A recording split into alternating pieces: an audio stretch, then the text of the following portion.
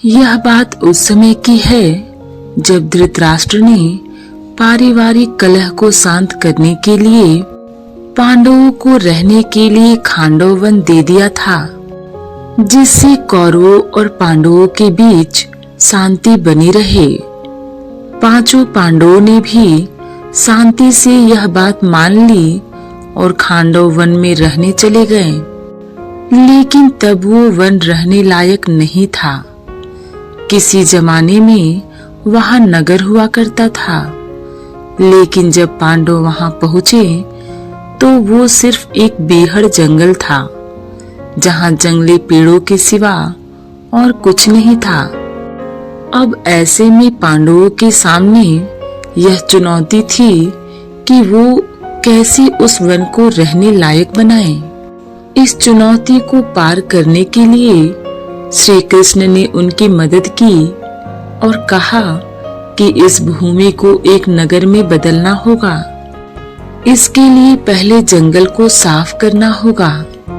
अर्जुन और श्री कृष्ण ने अपने अस्त्र शस्त्र से उस जंगल में आग लगा दी। थोड़ी ही देर में वो वन आग की लपटों में धधक उठा। उसी वन में मयासुर नामक एक दानव भी रहता था। मयासुर मंदोदरी का पिता यानी कि रावण का ससुर था। कहते हैं जब श्री कृष्ण का चक्र मयासुर को मारने के लिए बढ़ा तो उसने अर्जुन के पैर पकड़ लिए। तब अर्जुन के कहने पर माधव ने मयासुर को छोड़ दिया और उसकी जान बच गई। इसके बाद उस वन को नगर बनाने के लिए श्री कृष्ण ने महान शिल्पकार विश्वकर्मा का आह्वान किया। तब विश्वकर्मा जी ने भगवान श्री कृष्ण को बताया कि प्रभु, इस खांडव वन में मयासुर ने पहले भी एक नगर बसाया था, लेकिन आज ये खंडहर हो चुका है। आप दोबारा नगर बसाने के लिए मयासुर की ही मदद लीजिए। वो यहाँ के चप्पे चप्पे को जानता है और वो एक कुशल शिल्पकार भी है। जब भगवान श्री कृष्ण और अर्जुन ने मयासुर से इस विषय में बात की तो वो तुरंत मान गया। उसने उस खंडहर को पांडवों के लिए एक सुंदर नगरी में बदल दिया, जिसे इंद्रप्रस्थ के नाम से जाना गया। कहते हैं उस समय ये नगरी बिल्कुल इंद्रदेव के स्वर्ग की तरह थी, इसीलिए इसका नाम इंद्रप्रस्थ पड़ा। इसकी सुंदरता के चर्चे इतना ज्यादा थे कि कौरवों को इस बात से जलन होने लगी थी। क्योंकि ये नगरी मयासुर ने बनाई थी, इसलिए यहाँ कई ऐसी चीजें थी जिसे देखकर कोई भी धोखा खा सकता था। खासकर पांडवों का महल, वो तो इंद्रजाल जैसा बनाया गया था।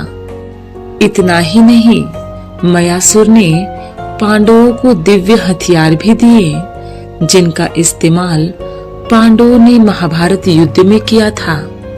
सबसे पहले मयासुर ने पांडवों को एक दिव्य रथ दिया, जो बहुत तीव्र गति से चलता था और उसे कभी भी अचानक मोड़ा जा सकता था। वह रथ महाराज सोम का था। इसके बाद मयासुर ने कौमुद गदा दी, जो बहुत ही प्रचंड थी। कहते हैं वो गदा भीम के अलावा और कोई नहीं उठा सकता था। आखिर में मयासुर ने अर्जुन को गांडीव धनुष और एक ऐसा तरकस दिया जिसके बाण कभी खत्म नहीं होते थे। मयासुर ने बताया, हे अर्जुन, यह धनुष बहुत ही खास है। इसे दैत्यराज वृषपर्वा ने महादेव की आराधना करके उनसे प्राप्त किया था। जिस तरह विश्वकर्मा देवताओं के वस्तुकार थे, ठीक उसी तरह मयासुर असुरों के वस्तुकार थे। मयासुर को हर तरह की रचना करने का ज्ञान प्राप्त था। मान्यता है कि उस काल की आधी दुनिया की चीजें मंदोदरी के पिता यानी कि मयासुर ने ही बनाया था। कहते हैं वो इतना प्रभावी और चमत्कारिक वस्तुकार था कि अपने निर्माण काम के लिए पत्थर तक को पिघला देता था। इतना ही नहीं, उसने इंद्र को भी मायावी विद्याओं का ज्ञान दिया था। भारतीय खगोल शास्त्र का प्रसिद्ध ग्रंथ सूर्य सिद्धांत की रचना भी मयासुर ने ही की थी। बता दें कि एस्ट्रोलॉजी से जुड़ी भविष्यवाणी करने के लिए ये सिद्धांत बहुत मददगार साबित होता है। मयासुर 7 पातालों में से एक तलातल का राजा था। मान्यता है सूतल लोक के नीचे तलातल आता है और वहीं पर त्रिपुराधिपति दानवराज मयासुर रहता था। मंदोदरी के बारे में जो कथा मिलती है उसके अनुसार यह हेमा नाम की अप्सरा की बेटी थी। देवराज इंद्र की सभा में एक बार कश्यप ऋषि के पुत्र माया की नजर हेमा पर गई और वह मोहित हो गया। माया ने हेमा के सामने विवाह का प्रस्ताव रखा। विवाह के पश्चात हेमा ने मायासुर की पुत्री को जन्म दिया जो मंदोदरी कहलाई। अप्सरा की पुत्री होने के कारण मंदोदरी बहुत ही सुंदर और आकर्षक थी। जब मंदोदरी विवाह योग्य हुई तो उसके पिता मायासुर ने योग्य वर की तलाश शुरू कर दी, लेकिन उन्हें अपनी रूपवती कन्या के योग्य कोई वर नहीं मिल रहा था।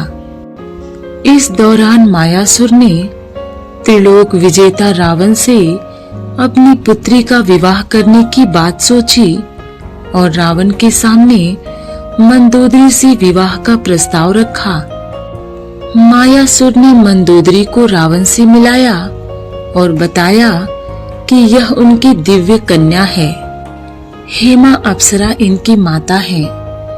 रावण की नजर जैसे ही मंदोदरी पर गई वह मोहित हो गया और झट से विवाह का प्रस्ताव स्वीकार कर लिया। रावण ने मंदोदरी को वचन दिया कि केवल मंदोदरी ही उनकी प्रमुख पत्नी और लंका की महारानी होगी। मंदोदरी के बारे में ऐसी कथा है कि देवी सीता इन्हीं की पुत्री थी। ज्योतिषियों ने सीता को देखने के बाद कहा था, इन्हें महल से निकाल दो, यह लंका में रहेगी तो लंका का विनाश कर देगी। इसलिए रावण ने सीता को कलश में छुपाकर भूमि में दबा दिया। लेकिन विधाता का ऐसा खेल हुआ कि सीता का हरण कर रावण स्वयं लंका ले गया और मंदोदरी के लाख समझाने पर कि सीता को राम को लौटा दे, रावण ने बात नहीं मानी और लंका का विनाश हो गया। एक कथा यह है कि रावण की मृत्यु एक खास बाण से हो सकती थी। इस बाण की जानकारी मंदोदरी को थी। हनुमान जी ने मंदोदरी से इस बाण का पता लगाकर चुरा लिया, जिससे राम को रावण का वध करने में सफलता मिली। अद्भुत रामायण के अनुसार रावण के वध के बाद विभीषण लंका के राजा बने।